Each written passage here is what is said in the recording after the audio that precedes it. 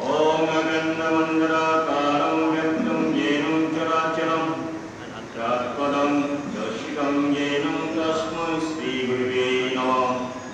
ओम गुरुब्रह्मा गुरुविष्णु गुरुदेव महेश्वरं गुरुदेव परं ब्रह्म तस्मै श्रीगुरुवे नमः।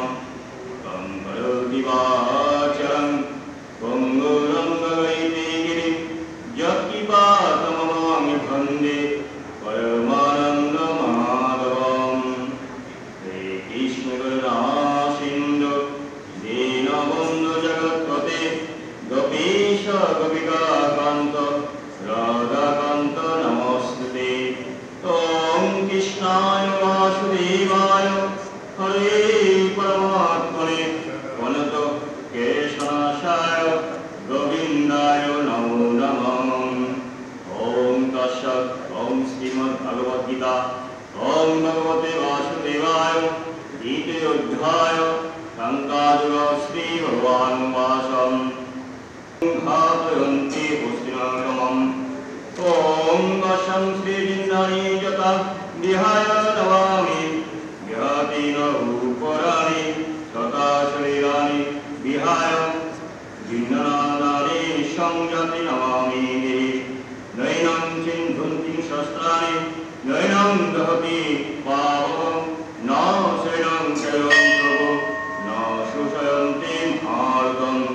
ॐ अच्छेदोभयमध्वहय हयमप्लुदोःसरेव सं नित्यं सर्व गतस्थानुसरौरसनातनम् उद्यत्रयमुच्चिन्त हयमविकज्यहयमुच्यते तस्मादेवं विदित्रयणं नानुशोचितमहंसि।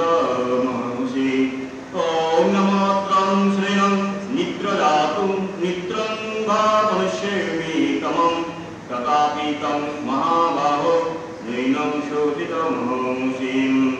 जातिष्यं हि ध्रुवो मित्रध्रुवं जन्म मृत्युस्य स तस्मात् निपरिहज्यं हते न तं करोति महंसि।